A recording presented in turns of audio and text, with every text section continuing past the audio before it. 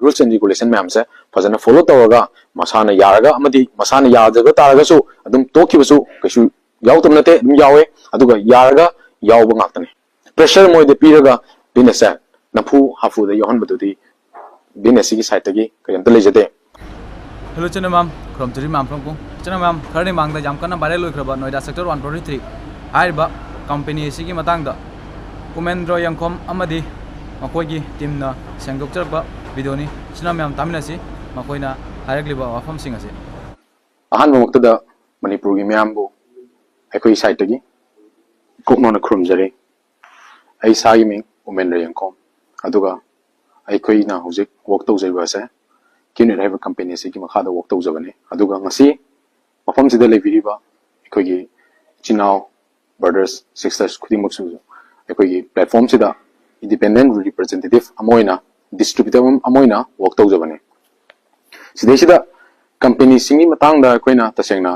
यामना कुपना नत्रगना याम डिटेल्स ओइना हाइजद्रगसु आइगी साइड तगी ngasi मयामगी वीडियो सिगी मयामना येंगबि तंजासि लौजरगा थमोगी वेबा अमदी अखोइना बिजनेस सिदा करना वर्क तौबगे नत्रना बिजनेस से कमाइना लेबनो हाबितुई मतांगदा अखोइना खंगजबा अमदी अखोइना वर्क तौक मतम दा थेनजरब खरदो मयाम दा पाउदम जगे हुजिक फावबदा तसेंगना अखोइगी बिजनेस सिदा अखोइ साइड तगी ngasi फावबदा अखोइगी मनुंगदा चटलिबा अखोइगी चेल अखोइगी अनटोल्ड स्टोरी से तसेंगना हारगदि सोशल मीडिया प्लेटफॉर्म सिंगदा ngasi फावबा अखोइना शेयर तौरपगीती लेगिते अदुबो तसेंगना नुमित निनी हुमनी सिगी ममांगदा मरुइना डिफरेंट सोशल मीडिया प्लेटफॉर्म सिंगदा अमदी यूट्यूब चैनल ना सिंगबा सिंगदा अखोइगी नोइडा सेक्टर 143 हाइबन सिंगबा सिंगसे आई मेंशन तौरगा अखोइगी क्यूनेट सुमाइन तौरगा स्कैम अमा तौबा नरा फ्रॉड तौबगी कांगबु अमा पुल्लगा सुमाइन बिजनेस से सुमाइन तौबगी खोटपगी हाइबगी मतांगदा तसेंगना मणिपुर खुदिमक्ता वायरल ओइगिबगी थौदोक से थोखरे मसिदा अखोइ मरुइना अखोइ सिदैसिदा लेरिबा मरुना आइकी वर्क तौमिनवा इसामक यावना अखोइ म्याम प्लेटफॉर्म सिदा बिजनेस सिदा अखोइ चेन्नई नत्रगना हुजिग हाइबा क्राइम सिदा चेन्नई हाइबगी सोशल मीडिया सिंगदा स्प्रेड तौगिबसु म्याम थेंगनजरपसि मरम ओरगा तसेंना अखोइना अखोइ साइड तगी ngahakhtang da oirabsu अखोइ साइड तगी अखोइगी ओइबा थमोइबो रोल से ताबिगनि हाइना लेबाक पुनमकना अखोइना एक्सपेक्ट तौजै अखोइना वखलदा सोइदन ताबिगनि हाबसे अखोइना थाजै अदुना ngasi वीडियो से अखोइना सेमजरपने कंपनी सिगी मतंगदा तसेंना हायरगदि अखोइ कंपनी से तसेंना 1998 तगी एस्टैब्लिश तौरगा रन तौ हरप कंपनी हमने अदुगा हाइबा कंपनी से तसेंना हायरगदि ngasi सही कुनगा तरुक कुनगा तरे छुरे सुमाइना हाइबा कंपनी से इंडिया की मफम कया मरुमदा अमदि इंडिया खक्तनतना अतोप अतोप different countries sing so fazana successfully operate tawrga leiba adugumba company amane masisu haiba company se manipur gi mafam sing dasu atopa topa different business gi oiba distributor mayam ama yam fazana amadi yam successful oina masisu currently work tawrga masisu fazana sathari matosum tawduna hojik haiba company se india gi mafam amadi malem gi atopa mafam sing kaktana tawida manipur da sunga sidi tasengna हौजिक करेंले दुम work तौरगा ले company सिगी ओइना तसेंग हायरगदि मफम any मफम अमदगी work तौबु याय any मफम अमदगी business से फजना run तौबु याय company सिगी Matang दा हाइजब तारगदि तसेंग company से direct selling company नि अमदि HYBE business से एकोगी narrow marketing HYBE business तने तसेंग नेरो मार्केटिंग हाइब मतम सिदा मणिपुर दसु अतोप अतोप डिफरेंट एकोगी कंपनीज मैम फजना माइ पार्टनर रन तौरी अदुम तौना मणिपुर दसु हौजिक हाइबा एकोगी किनिट हाइबा सिगी कंपनी से तसेंगना अखोइना डिस्ट्रीब्यूटर मोइना कोइसु वर्क तौजबने मसैसिदा कंपनी सिदा अखोइना असोबर रोल लौरगा नत्रना कंपनी सिगी सरुक अमोइना कंपनी सिदा अखोइना ऑन तौरगा अखोइना चलाइरगा अदुमाइना अखोइना रन तौबा कंपनी दुदी अखोइ नते अखोइ समसमना कंपनी सिदा डिस्ट्रीब्यूटर ओइना वर्क तौजब खक्तने अमदि अखोइना वर्क तौब मतमदा अखोइसु प्रोडक्ट सर्विसेज मयाम लय हाइबा सिंगसे अखोइना योलगा मरुदै फंगपा मागी प्रॉफिट मागी कमीशन दुना अखोइगी पुक्सा वर लेबने अखोइना अदुना अखोइगी इनकम वर लेजबने अदुन तौना हाइबा कंपनी नेरो मार्केटिंग सिदा अखोइना कनागुम्बा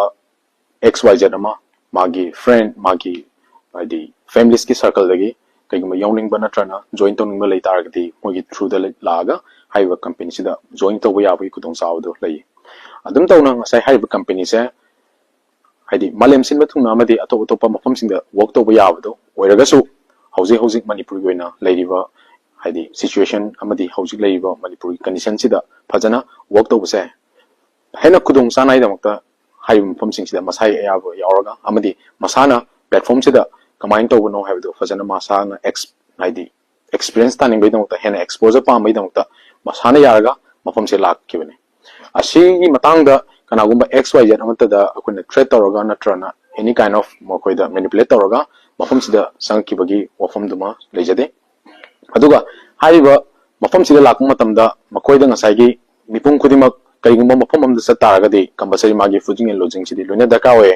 adum tawna delhi da lakma matamda su any mafam da satpa matamda su magi lefam sapam haib sidi loina daka we bunina ngasai mahana lakma matam sida mangonda kaigumba haitare पैसा नुसाई खुदों सादबा नत्रगना मंगोंदा हेना मागी financial status so हेना sworn रोइदबना मरम बरगा 5-star hotel da lamon da leibagi effort tobududi moide ngamdabanina ekoina mafam sida hana leramwa akoigi business da hana already work to leramwa singsigi kuthang dagi makoida masagi fajana adjust tawnaga moibu haiba platform sida yautringai mamang sida matam kara numit no moibe natra numini humni obe mafam sida punna haitare masai adjust tawraga leina wagi kudong sabuduma magi fencing is magi through dagi adumaina moina adjust tawjaba kaktane company sina magi sabsaba mafam piraga hekta mayam se lehelaga operate tawba adumba mafam dudi natte sidai sida maruina haiba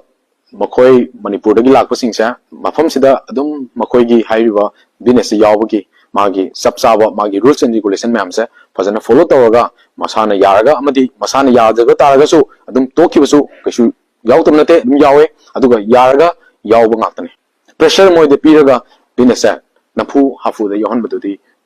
business gi site gi kayam telejade mapam je yawpa matamda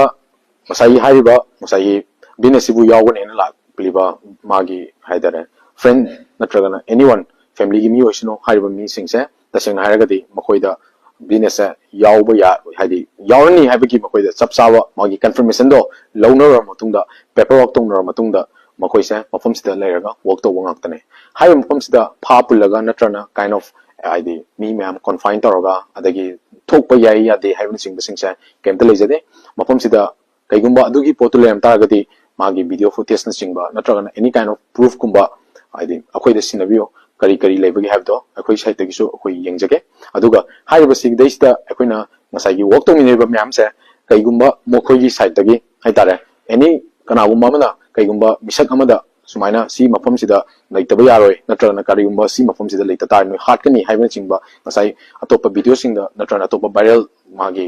photo singda akoina haidi hairakpa thingnajai adumba yawam taragadi haiba singdo adugi sabsaba magi haidi proof and evidence to akoi sinabio akoigi site tagisu akoina karamba steps in lokot yabagi haido akoi soidana adugi process tu tawjage aduga tasena akoigi wakhalonda amadi akoigi experience matungina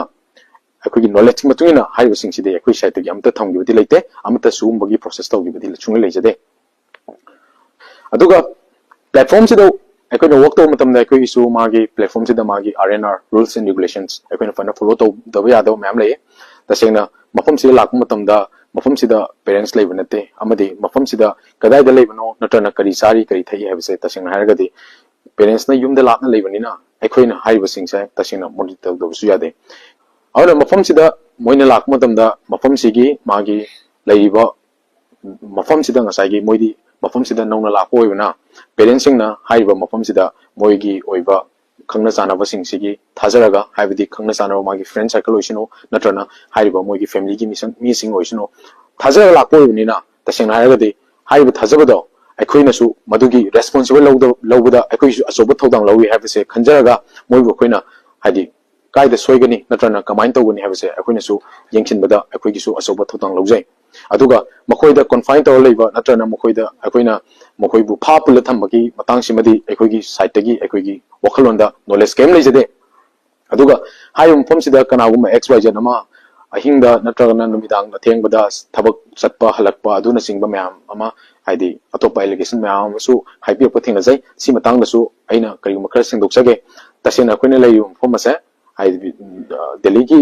NCR hai mafam duni noida hai mafam duni masigi noida hai mafam si katana tabida Delhi da su Gurgaon su atopa in terms of magi work culture gi matungina akoigi night shift day shift haidana maina ye adumai tawdana akoina ngasi tawri business ase taseng hairagadi magi sapsawa particular timing natrana hours to lejade akoi 24/7 ne matam supada akoina anytime akoina work to wogi matam se sidai siwa work to wife de lejade in terms of training na singba conference singba singda akoi thengba nganba haibse adum mayam thoe adubu tasengna haribu singse kanagumba karan turan tawraga natrana karigumba aidare sanai yuneraga adumaina thengba khotpa wari du made sidai sida lejade haiba platform sida work to mino matamda kanagumba xyz amatada akoina drugs natrana topa nisana singba singse sinana wagi akoina encourage to bisu kanamta lejade aduga kanagumba mafam sida laga akoi ki mafam se akoina work to mafam se kana in terms of prostitution da natrana topa serana balambi da mislead tawga pui habagi di video sing da nang hairak pasu thina jai haiba sing se akoi gi site gi akoi gi as per our knowledge ta sing hairaga di kanamta sumaina akoina mislead tawgi bisu lejade aduga kaigumba adumba leram taragati akoi da haiba sing se gi magi proof amadi evidence sing so akoi gi site gi haitare pame aduga sinabiyo nongni sida chatkiba viral duna maram waraga akoi gi maruina business sida punna work to minariba ichaliche amadi brothers mayam amagi photo amadi group photos na singba mayam social media da chaithoktuna akoi gi iza chokpa yawa natrana akoi gi wakal akoi gi moral haitare value kaithaw yawa maungda social media da sumaina troll to biba mayam thingna jai sida tasengna hairaga de akoi gi lamdu dagi punna homin kaminak ichinaw amadi ichichen singne khanbiraga haiba video singdo tasengna hairaga de kakpina ba akoi site gi su akoina nolukna nisingjari aduga haiba sidesida video sina thadolaga matungda natrana photo sing chaitho matungda ichal sing amadi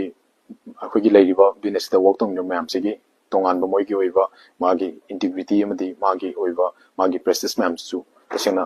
yamna moral adugi mitik down obido thoe